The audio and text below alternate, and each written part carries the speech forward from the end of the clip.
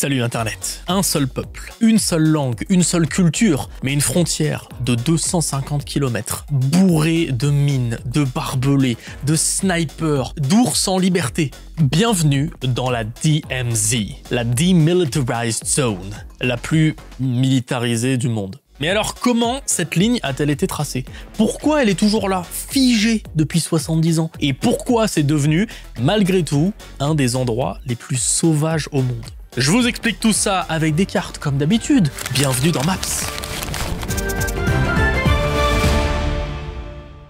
Mais avant ça, un petit mot au sujet du sponsor de la vidéo, N26. Je vous en ai déjà parlé, il s'agit d'une banque en ligne super pratique, surtout quand on a des envies de voyager. Écoutez bien, pour 0 € par mois, vous pouvez ouvrir un compte. Et ouais, un compte gratuit avec un IBAN français, avec une carte virtuelle dispo directement sur votre téléphone, avec Google Pay ou Apple Pay. Et si justement, tiens, vous partez bientôt en Corée par exemple, ou ailleurs, N26 va être votre meilleur allié. Vous pouvez payer partout dans le monde, sans frais supplémentaires, et à chaque paiement, votre solde s'actualise en temps réel dans la monnaie locale. Mais c'est tellement pratique! Vous recevez instantanément une notification qui vous dit combien vous avez payé dans la devise locale et l'équivalent en euros. Pour les fois où vous avez une question, évidemment, le service client est là pour vous, 7 jours sur 7, en français. Maintenant, si vous prévoyez de voyager ou si vous avez juste besoin d'organiser vos finances, il y a plusieurs fonctionnalités géniales, comme celle qui vous permet de ranger votre argent dans des sous-comptes. Comme ça, on mélange pas avec le budget du quotidien. Maintenant, la petite info qui régale, si vous ouvrez un compte, même le compte gratuit, N26 vous offre 20 €. Pour en profiter, c'est très simple. Vous cliquez sur le lien en description ou vous scannez le QR code que vous voyez. Vous entrez le code DOC7 lors de l'inscription. Vous faites un paiement de 20 € avec votre nouvelle carte N26. Ça fonctionne évidemment aussi avec la carte virtuelle. Et voilà, N26 vous reverse 20 € sous 7 jours. Et attention, l'offre est valable 15 jours. Alors, foncez quoi. Et maintenant, il est l'heure d'attaquer. Notre histoire commence avec cette carte. Le Japon impérial à son apogée. Vous m'avez bien entendu, c'est une vidéo sur la Corée, mais on commence avec le Japon. Tout simplement parce qu'en 1905, la Corée devient un protectorat japonais, puis en 1910, elle est officiellement annexée. Et ça a duré 35 ans. Une colonisation brutale, ressources pillées, langue interdite, culture écrasée. C'est simple, le 29 août, qui est le jour de l'annexion, c'est pas la fête nationale là-bas. C'est encore aujourd'hui surnommé en Corée du Sud le jour de la honte nationale. Gros traumatisme. Alors, quand, en août 1945, le Japon capitule?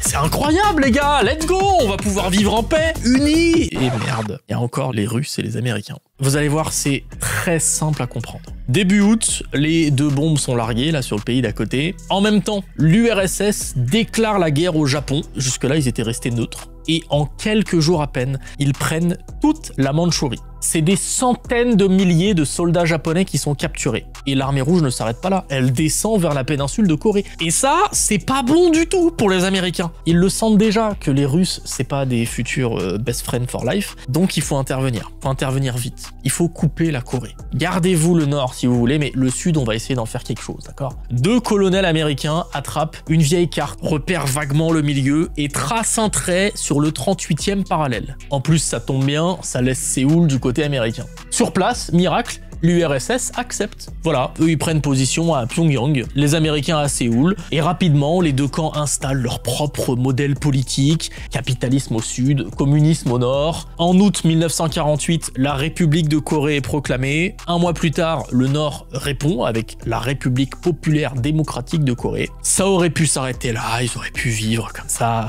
Ça ne s'est pas arrêté là. Parce que comme vous le voyez, là, ça a pas la tête d'une frontière bien droite sur le 38e parallèle. Non, non, il s'en est passé des choses entre-temps. Et ça commence notamment en juin 1950, quand la Corée du Nord attaque.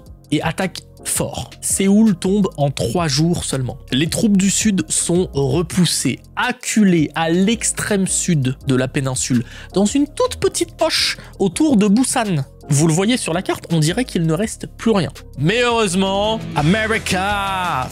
Les Américains lancent une contre-offensive. Ils débarquent à Incheon en septembre et c'est une opération fulgurante. C'est les Américains, ils ont l'habitude maintenant. ils reprennent Séoul, ils repoussent les Nord-Coréens, franchissent le 38e parallèle pour tenter de réunifier la Corée de façon pacifique par la force. Donc ils remontent vachement haut, quasiment jusqu'à la frontière. Sauf que c'est pas fini. Il y a qui d'autre les gars de communistes dans le coin maintenant? Mais oui, la Chine décide d'entrer dans la danse. À l'époque, c'est Mao au pouvoir, et Mao, il veut pas d'un pays pro-américain juste à sa frontière, c'est intolérable. Résultat, des centaines de milliers de soldats chinois franchissent le fleuve pour soutenir le nord, et le front se renverse à nouveau. Séoul tombe une deuxième fois, puis est reprise, puis reperdue, puis reprise. Écoutez, c'est un cauchemar, d'accord, ce conflit. Stratégiquement, ça va de part et d'autre, c'est un va-et-vient militaire sans fin. Et ça concerne pas que les deux Corées, la Chine, la Russie ou les États-Unis. Sous l'égide de l'ONU, 16 pays envoient des troupes pour soutenir le Sud, dont la France par exemple. Ils participeront à plusieurs batailles, dont celle particulièrement rude de Crève-Cœur en 1951. Elle porte bien son nom cette bataille. Finalement, au bout de 3 ans, tout le monde en a un peu marre, hein, tout le monde est à bout, et la mort de Staline, en mars 1953, ouvre une petite brèche diplomatique. En juillet, un armistice est signé, en 3 langues s'il vous plaît, coréen, anglais et chinois. Mais attention, c'est pas un traité de paix, c'est techniquement juste une pause qui dure encore aujourd'hui, voilà. Et cette ligne de front, c'est celle figée en 1953 qui va devenir la fameuse DMZ. Ok, vous savez maintenant comment on en est arrivé là. Maintenant, place à la star du jour, les gars. La DMZ, la Demilitarized Zone, qui est, certes, techniquement démilitarisée. Je peux vous dire que de chaque côté de cette zone, il y a du pistolet mitrailleur. Il y a de quoi faire. Concrètement, qu'est-ce que c'est sur une carte? C'est une bande qui coupe la Corée en deux. À peu près 250 km de long, 4 km de large. De chaque côté de la frontière, il y a 2 km de no-go zone. No-go, tu ne veux pas y aller. Ça forme une zone tampon entre les deux territoires et c'est ultra protégé. De chaque côté, il y a des barbelés, des clôtures électriques, des barrières anti-chars, protection terrestre, maritime, il y a des mines à gogo, il y a des patrouilles jour et nuit, c'est un mur invisible avec des snipers des deux côtés. Amusez-vous, hein, vous allez voir, partez des deux côtés de la frontière, éloignez-vous de n'importe quel côté, là, de 2 km environ, et vous verrez que tout le long, il y a des murs, il y a des barbelés. Croyez-moi, je me suis tout tapé en vue satellite, d'accord? J'ai fait toute la frontière. Il n'y a pas un trou. Bon, après, ce serait ballot que ça soit Doc7 au fin fond de La Rochelle là, qui se rende compte qu'il y a un trou dans ce bazar. Et pourtant, ça n'empêche pas ces 1000 km² d'avoir des habitants. Je vous jure, regardez. Ça, c'est Roger, par exemple, qui joue à chat là, avec son pote Jean-Michel. Je vous troll un peu, mais techniquement, j'ai raison. Ils viennent ici tous les hivers. Roger et Jean-Mi sont des grues à cou blanc. Alors, ils sont pas très beaux, soyons honnêtes, surtout de près, mais ils sont moins de 5000 dans leur espèce. Alors, quand on leur a dit que depuis des décennies, il y a tout un coin pépouze où ils peuvent hiverner, bah banco! Suffit d'éviter les quelques mines là avec tes grandes pattes, et puis tu passes un séjour tranquille. C'est évidemment pas les seuls. À force de tout protéger, verrouiller, de tout interdire, cet endroit est devenu un refuge pour les êtres vivants. Il y a plus de 6000 espèces de plantes et d'animaux, parfois très rares, parfois menacés, qui se sont installés dans cet endroit. Bon, mais on y trouve quoi d'autre à l'intérieur de la DMZ? Eh bien, on y trouve par exemple la LDM ou la JSA, bien sûr. Petite carte, hein, ce sera plus simple. Ici, là, tout ce truc, voilà, on a la DMZ, on vient de la voir. La LDM, c'est la ligne de démarcation militaire. En fait, c'est la ligne exacte qui sépare les forces nord- et sud-coréennes. C'est celle fixée par l'armistice de 1953. En gros, franchir cette ligne égale acte de guerre. Et en ce qui concerne la JSA, c'est cette petite zone-là qui est ultra sécurisée. C'est un endroit précis au sein de la DMZ. C'est l'endroit hyper connu qu'on a vu à la télé. C'est le seul endroit où les soldats des deux camps se font face directement à quelques mètres. C'est aussi là que se font généralement les rencontres officielles, même si elles sont plutôt rares. La plus médiatique, c'est certainement celle de Trump en 2019. Mais on est quand même sur Maps, les gars.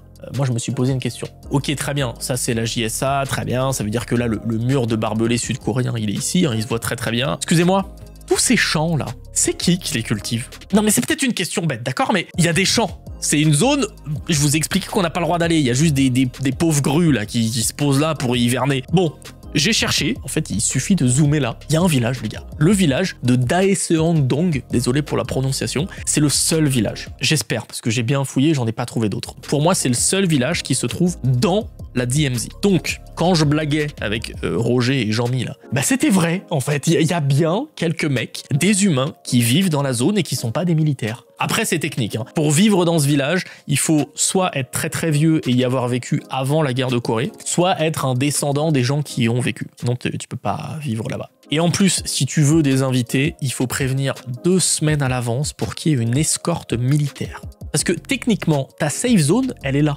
Elle est de l'autre côté. Donc rien n'empêche les soldats nord-coréens de débarquer à tout moment. Et juste au-dessus du village, donc, l'autre acronyme, la JSA, qu'on comprend un petit peu mieux en superposant cette carte là sur la vue satellite. Il y a 2 points hyper intéressants. Déjà en bas, il y a le pont du non-retour. C'est ici qu'après la guerre, les prisonniers pouvaient choisir soit de rester dans le pays où ils étaient capturés, soit de traverser sans jamais pouvoir revenir en arrière. Une fois passé, c'est fini. Aujourd'hui, il est plus utilisé depuis l'incident de la hache et du peuplier. On dirait presque le nom d'une fable de La Fontaine. En moins drôle, vous allez voir. En fait, en 1976, il y a un arbre qui bloquait la vue des Sud-Coréens et des troupes américaines pour observer ce qui se passait de l'autre côté. Donc, c'est simple, ils sont allés couper cet arbre, hein, c'est un peuplier qui leur cachait la vue. Et ben, des Nord-Coréens ont débarqué, ça s'est frité, et 2 Américains ont été tués à coups de hache. C'est tout de suite très glauque d'un seul coup. Mais en tout cas, voilà, ce pont n'est plus utilisé. Aujourd'hui, c'est celui-ci que les Nord-Coréens utilisent pour se rendre directement dans la JSA. Bon, mais au-delà de la DMZ, il y a aussi les zones autour dont on parle beaucoup moins. La no-fly zone de la Corée du Nord, par exemple, ou celle de la Corée du Sud. C'est un bordel pas possible. J'aimerais pas être pilote là-bas. On peut aussi citer la zone neutre de l'estuaire du fleuve Han, qui est interdite aux navires civils. C'est la DMZ, juste version océan. Ils ont failli se mettre d'accord en 2019 pour lever l'interdiction. Ça n'a pas abouti. Et d'ailleurs, transition parfaite pour vous montrer cette carte des frontières maritimes. C'est un endroit qui reste très tendu parce que ces zones ne sont pas reconnues de la même manière par le nord et le sud. Donc forcément, pendant la saison de la pêche, ça pète un peu. Tout ça pour vous dire quoi? Que la DMZ, sur le papier, c'est une zone de paix, mais dans la réalité... Avec 2 systèmes politiques radicalement opposés, cette ligne a fini par créer 2 mondes qui ne se ressemblent plus du tout. D'un côté, je vais faire un peu cliché, hein, mais la démocratie, les smartphones, BTS, Stray Kids, voilà, on va pas partir dans la K-pop, mais vous avez compris. De l'autre, une dictature familiale, des essais de missiles, un culte du leader en 4K. Et pourtant, malgré tout ça, malgré tout ce que je viens de vous dire, il y a eu des tentatives de rapprochement. Il y a quelques poignées de main à la JSA, il y a des familles séparées depuis 70 ans qui se retrouvent brièvement sous supervision militaire, il y a eu un défilé commun aux Jeux Olympiques d'hiver de 2018, mais on est d'accord, ça reste rare, encadré, fragile. Pour moi, il y a un vrai projet de coopération qui a existé, qui est totalement méconnu. Personne ne parle jamais de ça. C'est cette zone, la zone industrielle de Kaesong. Un complexe installé côté nord, comme vous le voyez, mais financé et exploité par la Corée du Sud. Entre 2004 et 2016, ça a duré 12 ans, pendant lesquels plus de 120 entreprises sud-coréennes employaient sur place des milliers de Nord-Coréens. C'est complètement fou comme modèle économique. Bon, voilà, après, en 2016, après de nouveaux essais nucléaires, le Sud a dit « Les gars, ça suffit, il faut arrêter de déconner ». Ou alors, ils se sont fait mettre à la porte, ça dépend de quel côté de la frontière on veut se placer. Quoi qu'il en soit, depuis, il paraît que les Nord-Coréens ont juste repris toutes les usines à leur compte, ce qui est finalement assez smart, c'est un beau move de leur part. Ça avait l'air de bien démarrer, mais pour l'instant, on parle pas vraiment de réunification. Alors, autant exploiter ça. Non, je fais vite, hein, mais tout l'aspect tourisme bien dark côté sud, ça ramène du blé. Les tunnels secrets creusés par le nord qu'on peut visiter. Les postes d'observation pour regarder la Corée du Nord avec des jumelles, ça c'est hyper glauque. La boutique de souvenirs DMZ, parce que tant qu'on peut vendre des trucs, autant en profiter. Tout ça, messieurs, dames, ça nous montre comment un trait censé être temporaire a fini par créer une zone aux tensions qui dure. Alors, est-ce que cette ligne va disparaître un jour? Est-ce qu'on va assister à ce moment de notre vivant? Impossible à dire. Par contre, ce que je peux vous dire, c'est de ne pas oublier de cliquer sur le lien en description ou en commentaire épinglé pour bénéficier de 20 € offerts lors de votre ouverture de compte N26 avec le code DOC7. Je vous le redis au cas où vous aviez oublié, les gars. Merci à eux, hein, comme d'habitude, et merci à vous d'avoir suivi cette vidéo jusqu'au bout. On se retrouve très vite. Salut, Internet.